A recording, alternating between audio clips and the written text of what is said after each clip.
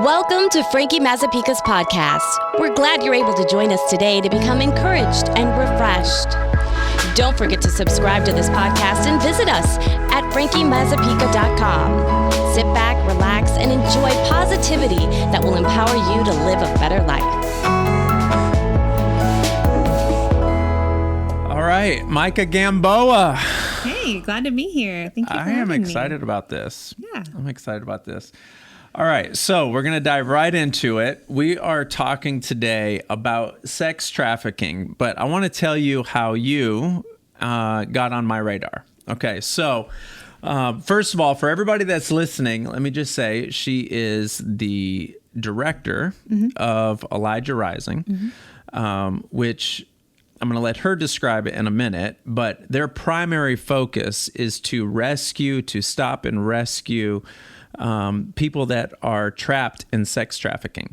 But I'm going to let her explain that herself in a minute. And for those of you guys that are listening, the reason why I'm doing this, other than just sheer awareness, is there are so many people out there, Micah, that hate sex trafficking, and they would like to contribute some way, somehow to stopping it. They just don't know how. Sure. So for those of you guys that are listening, that's where this conversation is going. But just for fun, I want to tell everyone how Micah Gamboa and Elijah Rising came on my radar. So I was at home one day. I don't even remember what day it was. It had to have been in 2018. I believe so. Yeah, it must have been. 2018. So I'm in my kitchen and I've got a cup of coffee and I open up my laptop and my splash page is Fox News. On Fox News, on the Fox News website, it says Elijah Rising stops sex robots from coming to Houston. You're and welcome. I was like, what in the world? Okay, so tell everybody what that story was all about. Sure. So maybe you don't know, maybe your listeners don't know, but if you don't, there are hundreds of brothels in the city of Houston or in the Houston region with real people, right? So basically this company was a Canadian company, wanted to do something a little different and open up an AI brothel. So a brothel that would bring in sex robots. AI robots, artificial intelligence, very creepy. There's a whole podcast we could do just on that alone. And so this interestingly enough, was about 4 or 5 blocks away from where our headquarters was. And so we got wind of it somehow, some way. I have no idea even how. And we just thought, what the heck? Like, what in the world? Right. This was going to be the nation's first AI, like sex robot brothel. And we just thought, okay, we are fighting in sex trafficking. That includes a lot of different factors. I mean, pornography and now robotic brothels are part of that. So we want to kind of tackle and show the links. Right. And so we just started a blog. 2 people in my staff just said, we got to do something. We don't know what to do right now. So we're just going to start this blog and we're going to talk about this and the harms. Right. And so understanding, why is this detrimental? How is this linked to sex trafficking? Number 1. But number 2, how is this actually going to harm real people? Right. And so at the end of that blog, they said, well, we got to give a call to action. And so we want to alert the city. So they did a petition, which totally took off. It ended up being on Fox News and the Drudge Report. And we ended up getting tens of thousands of signatures in like a couple of weeks. The mayor's office ended up calling us being like, what the heck is happening? Right. Yeah. So that's kind of the short story. Now, you guys, so our listeners know how we met. When I saw the story, I thought, oh my goodness, this is phenomenal. So when I found out you guys were in the Houston area, my thought was, look, I'm going to reach out to whoever is running Elijah Rising, and I'm going to invite them to come to Celebration Church to tell us about what Elijah Rising does. Tell us about this sex robot, fiasco. And my motivation was, we're going to raise some money, and we're going to raise some money for Elijah Rising. You guys are at the tip of the spear. We're going to raise some money and just give it to you guys. But when I made the phone call, actually, when our office made the phone call, my thinking was, we're not even going to be able to reach them. They probably have so many people that are for them, and they want the speaker, the director, whoever it is that is the director, their schedule is probably booked, and they're probably being celebrated by the world right now. I was shocked that you guys were not being celebrated as much as I anticipated. You guys were actually receiving a lot of hate calls over the position that you were taking. Walk me through that. That was surprising. It was actually surprising to us as well. I don't know why we were so surprised. I guess we should be used to it by now. You know, and this is kind of one of those times when you realize, man, we are actually in a spiritual battle. We are definitely in a spiritual battle, because the amount of pressure and just hate, like you said, kind of just over even social media, which is kind of to be expected, right? It's kind of a cesspool, right? But emails, calls, all the things, the pushback that we got from the community was really surprising. People were saying that, you know, this is the solution to end trafficking. Why are you not for it? But all the data, we even talked to a robot ethicist from the UK. How do you become a robot ethicist? Have no idea. We were like, we didn't even know. So what do you do? I'm a robot ethicist. What do you do? All right, go ahead. It kind of took us into this other realm, right? So we learned a lot. So there's still a lot to learn, but a lot about this whole underworld, I guess, or this whole movement for robotics and humans to have real relationships and sexual relationships. And so anyways, this robotic ethicist kind of just walks people through the harms that were, you know, at A, B, C, D, and takes you all the way down the road. What is this going to do to our society? And what is this going to do when a base of consumers actually get to enact their wildest, darkest, deepest fantasies on this inanimate object? And you are literally objectifying the female body. Yes. You are literally objectifying women. And so there's so many layers. I know this podcast isn't for that, but chase it. Yeah. Chase it. And so, you know, the further we went down into this kind of rabbit hole, the darker it got. And so we just, you know, we're a small kind of ragtag group of people, and there were only 6 on our team at that time. And so we just said, we're going to make the loudest outcry that we possibly can and hope that something happens. And so we were able to speak to the mayor's office, speak to the representative city council, and able to get something passed that changed the city ordinances to keep this from coming into our city, which was a groundbreaking thing, because again, it was the nation's first kind of entry. And it was going to be right here in Houston. Yeah. So see, and I love that you guys only had 6 people on your staff at the time, because it was a national victory. Yes. I mean, for our listeners, it wasn't at the bottom of Fox News, at the bottom of the page. Like, it was the headline of Fox News. And then you find out that this whole organization has 6 people in it. And it's national news in the 4th largest city in the country. Right.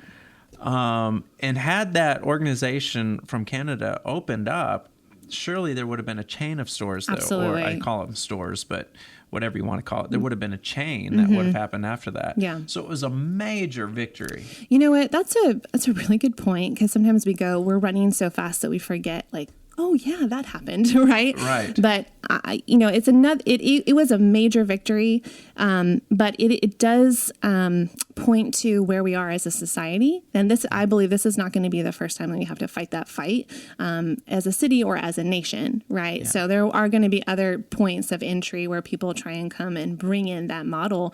And so this is a great example of how the church goes, well, I don't know what to do. I don't know how to fight this. This is how we fight it, through prayer and simple action. Yeah. And we have agency, not just as Christians, but as citizens in our city, in our state, in our federal, in our nation, to enact legislation that brings in the righteousness and the justice of God. I love that. The righteousness and the justice, to introduce that. I just want to ask this question before I go to the next one, and it feels like a sidebar, but just indulge me for a second. In the middle of that battle, were you aware of, did you know that you were in a battle at the time? Yeah, absolutely. And was it exhausting? How exhausting was that? Gosh, it's actually hard to put it into words. Whenever you get hurt physically and then you look back on it, you're like, really, it's hard to, was it in a lot of pain, but I don't know how to articulate it now. That's really what we felt. I remember even calling my pastor, which I never call. I always text, I'm like, let's set up a meeting later. I called and she just answered the phone. She's like, what is wrong? She just knew. And our entire team was just, I don't know how to articulate it. The pressure, the heaviness, the darkness that we felt, the spiritual aggression. You're entering into this cloud of like just weight and filth. And I don't know how to describe it, but we absolutely knew. We didn't know what we were taking on whenever we took it on. We just knew we had to kind of get through it. Yeah. Well, I want to spend the whole podcast talking about that because so many of the people that are listening right now are in the middle of their own battle. Sure. And battles are exhausting. Yeah. They are exhausting, but I'm not going to camp there. Okay. Let's talk about, I was shocked when I met you and I became aware of Elijah Rising. I was shocked that sex trafficking is as prevalent as it is. I was embarrassed that I was shocked. Like I didn't realize that it was everywhere. Right. I think, and I don't want to misquote you, but in the greater Houston area, there are, help me finish this sentence, there are more brothels than there are Starbucks. That's correct. Yeah, we know of at least 400 in the greater Houston area. And that only represents... I want to be very conservative. It only represents maybe a third of the trafficking that's taking place. I think it's actually lower than that, maybe 15 to 20%. But, when you look at the places that we can kind of track online and see on a map, again, 15 to 30%, let's say, of the trafficking that's actually taking place. And of those, there's at least 400 that we know of. 2 to 25 women in each one of those locations. And so it becomes this mind-boggling... 2 to what? 25. Oh, my goodness. And that's just, these are anecdotal, right? There hasn't been a lot of research. There has been some, not a lot of research done, especially in the Houston area. Yeah. So we do have that list of, let's say, 400 plus brothels that we know that are retail establishments that you or I or our children could essentially walk into, right? Yeah. But that's one layer. And then we know that there's familial trafficking. So whenever, everyone is kind of up in arms right now about child sex trafficking, and rightfully so. Right. But what people don't realize is that it's not the take-in scenario, it's not the kidnapping scenario, stranger danger. It's number one exploiter of children in sex trafficking are family members or people that they know. Oh my goodness. And so you talk about layer after layer, and then you talk about all, pornography. We know men and women, hundreds, dozens, thousands of victims are funneled through that pipeline, trafficked in pornography. So there's a lot of links. There's a lot of connections that people, are I would say the media or, the porn industry, the commercial sex industry has purposefully kept from the public, right? Yeah. They profit off of you not knowing how prevalent it is. Yeah. Another moment where I was just kind of blown away was I was talking with you and your husband, David, and you guys were saying a lot of these places are the foot massage places. Mm-hmm. And to show you how naive I was, I would see those foot massage places next to like a Subway. Mm-hmm. And the thought that came to my mind when I'd see them is I would say, how many feet do you have to massage to pay the rent? Yeah. Because I'm like, how many people, that's where my mind was. Yeah. The idea that place was, that they were selling sex in there didn't even cross my mind. Sure. I was thinking to myself, how many people out there need their feet massaged? Like, is that even a demand? Yeah. Like, to show you how I'm embarrassed to even say that, but because it was right next to a Subway. Yeah, for sure. The thought, or a barbecue place, mm-hmm. or AT&T in mm-hmm. one of those little business strips. Yeah. The idea that it was a trafficking institute of some sort. Right. We all know that there's these massage parlors Sure. that, you're not supposed to go to, but the fact that they're foot massages next to a Subway, unreal. Okay, this is what I want to ask. Before I get to how people can contribute to stopping it, I want you to tell a quick story that you told me today when we were having dinner. You said you looked across the street because we were you and your husband were having dinner at this restaurant, and you pointed at a hotel. And it's a nice hotel. Right. It's not like it's some rundown motel on the side of the road you pay $7 an hour for. That particular hotel that you pointed at, I'm familiar with that hotel. It's like $250 a night. Like, it's a nice hotel. And you pointed at it and just tell everybody what you said and then just kind of unpack the scene because it blew me away. Go ahead. I mean, there's prostitution. And we don't have time even to take the link between what is prostitution and trafficking. And they're actually, trust me on this, by and large, synonymous terms. But so, I'm pointed across the street. That hotel, I know for a fact, has prostitution and trafficking in it. I know for a fact at that moment that we were sitting there, you could at least find one room that is happening in. And so this is happening all across our city in virtually every single hotel, from the shady, big state motel or whatever, right? To the hotel, very nice hotel in the Galleria area. And we've done extractions and we've done intervention at all of the above. And so we know for a fact, not only that have we done interventions there, but we also work with women once they come out. And so, because it's the preference of the buyer. The buyer sets the terms, the buyer sets the place, the buyer gets to decide. And so whatever is convenient or up for his appetite is going to be where it takes place. Because the buyer sets the terms. Do you remember that video that we were asked, our church asked for some videos to promote you coming to speak, and you made us aware of this video that was shot that the news covered. And it was here in the Woodlands, and it was a resident. And I say here in the Woodlands, that's the suburb of Houston that we live in. And it's a rather affluent community. Yeah. And so to show that it was happening in our own backyard blew my mind. Yeah. And so if it's happening in our backyard, it's happening in everyone's backyard. Absolutely. But do you remember that scene where it was an actual neighborhood where cars were coming in and out? Do you remember what I'm talking about? Yeah. Unpack what was happening there a little bit. Yeah. So this was a suburban home, like in a very normal neighborhood, very nice neighborhood, actually. So cars would come at all hours of the day and night, just come and go. And so I think I can't remember exactly, but I think the neighbors caught on to it. Right. They were like, what is going on? Something's weird. Yeah. I don't know what it is.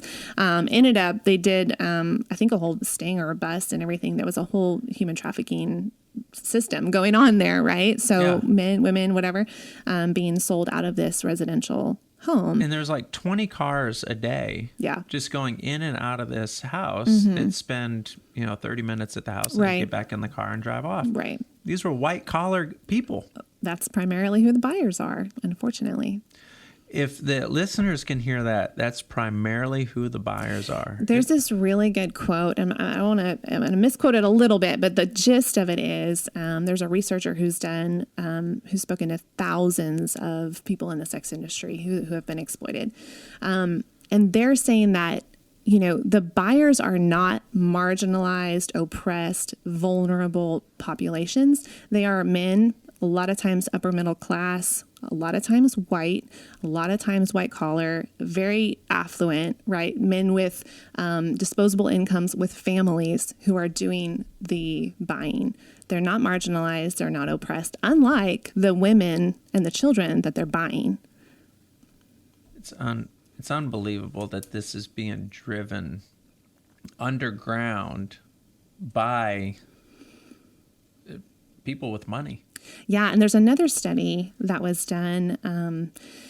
This was actually done in Houston. I'm not going to remember the name exactly, but link below, right? right, in the show notes. Right. Anyways, about 3,000 plus men a day are buying it within Houston city limits at these brothels, these retail establishments, not including the hotels, not including the cantinas, not including the homes, walking in, buying. And the majority of those happens on the lunch break. You're lunch kidding break. me. No, I'm not kidding. In fact, we were doing research for our new updated van tour route. We do this awareness van tour. Right. And we were doing our route at some known, hot spots, trafficking locations, and writing, making our little list. And we found, we came up behind a guy who was purchasing, like in the establishment purchasing. He left while we were driving past. We ended up following him, going to the next location, and he was parked in his company vehicle, did the buying, went back to work. Not at all. It's very common. That this is happening on lunch breaks. Yeah, absolutely. Yeah. Or I have to work late, honey. I'll be home an hour late or something like that. Which is why, part of the reason why, and I learned this from you guys, part of the reason why some of these massage parlors or these, get your feet massaged, whatever, is next to a Subway, is if someone sees their car, they were at Subway or they were at CVC. Yep. They weren't at the massage place. Yeah. So the massage places are no longer really freestanding buildings in the dark somewhere under the bridge. Yeah. Which is how they were when I was growing up. Or when they swipe their ATM, it says Bob Stop and Go, and it doesn't say relax massage. Right? I mean, things like that. Oh, the name of their Okay. Let me stay focused here. Let me ask 2 more questions. Okay. Elijah Rising, part of what's so unique about the organization to me is the van tours and the intervention. Okay. Talk about those just for a second. The van tours and the intervention. And let's just go ahead and throw in the residential program because that's super cool. All right, go ahead. Okay, so we have 4 main tenets, and they go prayer, awareness, intervention, and restoration. So we started as a prayer meeting. We do that, right, foundationally. But that gave way to, we can't just talk about it. We can't just pray about it. We have to talk about it. We have to raise an outcry in the city. And so we started by just throwing some people in the back of the van, our friends, Sienna or whatever. Right. And now it's evolved to where we've taken tens of thousands of people out on these awareness van tours, which are coupled with a tour of our museum. Yeah. And so we drive people all around different parts of the city because Houston is enormous. You can't reach it all. We used to take people on this 3-hour mega, Right. Well, now since they're everywhere, it just takes you about 2 minutes to get there and go, there's another one. There's another one. Yeah. So when we're driving past, it's so impactful because we get to tell the stories from intervention or outreach of our experiences with the people inside. And we say, this was, her experience. This is her story. And not only that, we're driving past this. There's your church on the corner, right? Or there's your kid's daycare or, oh, dang it. Now I'm responsible because this is actually in my world and your worlds overlap. Right. And so you have to take our hope is that you would take responsibility for your neighborhoods. Yeah. So that has been one of our most effective tools. And the beauty of it, I love it so much is because, it's not just here, become aware, join Elijah Rising. It's become aware, ask the Lord, what is your field, right? What is your mission field in this? And we've seen other organizations sprout up that are not in competition with us, that we bless, and they do their thing, right? So I think it's one of the most fruitful ways to just awaken the public. And the intervention moments where you guys actually take volunteers, people who want to be a part of the intervention, take volunteers and go into brothels, tell everybody what a brothel is, and then tell them what does it look like when you go in there to make an intervention. Yeah. So intervention is this really scary word. It's really scary for people. But it started. It's totally intimidating. Yeah, it's very intimidating. Yeah. It's not. I think it's because people have this taken or this crazy scenario in their minds. But trafficking looks like the woman who's next to you getting her nails done at the shop, like with her boyfriend yelling at you. Like there are so many permutations that, again, worlds colliding. Right. These worlds are operating concurrent to ours, and we're intersecting with people who are being exploited on a daily basis. Yeah. We just don't know it. So intervention is simply mobilizing the church, equipping and empowering them with a trained leader with wisdom Right. to hand out actual tangible help and resources in prayer, whatever it is, the night as we encounter people in the commercial sex industry. So we basically take that verse in James, where it talks about like, pure and undefiled religion is to go and visit widows and orphans in their distress. So we go to the places where these women are being exploited or in distress, on the streets, in brothels, in cantinas, online, wherever we can find them, we want to go to them. See, that's what I find so unique, because most organizations that I'm aware of that want to stop sex trafficking, it's like they spend a lot of money, like say on billboards, and it says, call this number if you need help, which I think is great. I think it's great. That's brilliant. That's awesome. Mm-hmm. But if that's where it stops, there's so much more we could do. Sure. Whereas you guys, yes, you got the hotline number out there, mm-hmm. but you're actually going into their world, into the cantinas, and sitting down with them at the bar, saying, hey, yeah, and you guys give them gifts. Mm-hmm.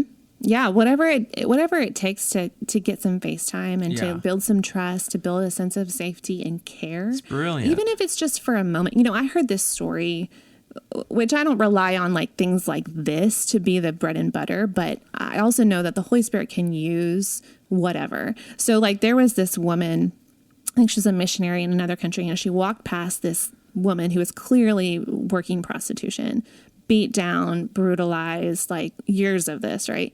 And this missionary girl, she just like looked at her and saw her, looked at her in the eyes and smiled at her. That was it. Like, it's so simple. Yeah. But the after effects was that woman actually felt the care and the love of the Father for like probably the first time in a really long time, so got seen as a person. Yeah. And so whatever way we can make those kind of entryways, ideally, we give them as many resources as possible for them to have tangible ways to call a number and get out that night, 2 years from then, whatever whenever. Right. But yeah, it's pretty simple. Jesus, I love this quote from one of my old pastors. He always said, like, we as a church, we always say, come to our thingy, come to our service. We're having a revival, whatever. But Jesus always said, go. Oh, he always said good. Go. He never that said, is so right? Good. So, we don't do it perfectly. We've made a lot of mistakes. There's some ways that we did intervention that we're not really happy with in the very beginning, but we learned and we adapted, and we're still committed to learning and changing and growing. So it's really important to go into the darkness. And we get all the time people at bars and cantinas and they go, why are you here? Right. Like, the church does not come to this side of town. Like, the church is not here. Do you see, and we go, well, they are now, right? Because we love you. Yeah. And so it's a really simple, you want to evangelize. This is like the simplest way to evangelize. Right. You go straight to them and sit down with them. And, just have a conversation. Okay. So this is my last question. The power of podcasts is and media and YouTube and all that kind of stuff is so powerful. Somebody in Oregon could be listening to this. New York. If they were in the greater Houston area, it's a lot easier to get involved because all you got to do is pick up the phone or reach out to Elijah Rising, and then bang, you're involved to make a difference. Yeah. But for the Mo, Larry, and Curly, the guy, just on the other side of the country, listening to the podcast, they want to do something. They just don't know what exactly to do. Yeah. What would you say to that person? Okay, so 3 main tenets: pray, give, go. Okay, so pray, obvious, right? We pray for the issue. We are actually about to launch a prayer guide. So if you really don't know how to pray, or if you like liturgical prayers, there's a place for you no matter what, right? So we want to help equip people to pray. But second to that, I would pray ask the Lord, right? Ask the Lord to show you 1 step, 2 step, 3 steps. What does your journey look like? Because I can guarantee you that the main function of the body is to cover the poor and the oppressed, to extend yourself for the oppressed, to reach out to the poor, to bring the hungry into your home, right? That's our function. And so there is a place for every person in this fight. It's not going to look the same for everybody. Right. So that's number 1, pray. Pray to the Lord of the harvest, right? Like find your place. You have a place. Okay. Number 2, give. You can give monetarily, which is super critical. Yes. It is very, very important. And it doesn't have to be to Elijah Rising. It can be to anyone. There's hundreds of great organizations out there doing the work. Right. But it can also be giving of yourself. And this is where I think we actually lack the most as a movement. Again, there is a place for every single person in this fight, right? So we need the pastors, but we also need the grandmas to sew the quilts, pray over them, give them to the women in our restoration home, right? Or whatever. We need the gardening therapy people. We need the architecture firms, which we're working with right now, and it's amazing. We need the people who are great at grant writing or just writing, to write for us, to write content, curriculum. We need it all. And so, shameless plug too, we also need some people to build systems. We need the administrative gifting, the helps gifts. We need the operational people to help build the systems. And I'm not just for Elijah Rising, but as a movement, because this movement is only 6, 7, 8 years old nationwide. Right. And so the systems, the best practices, all of that, it's not really, we're all building the ship while we're sailing it. You know what I mean? Right. That's very hard.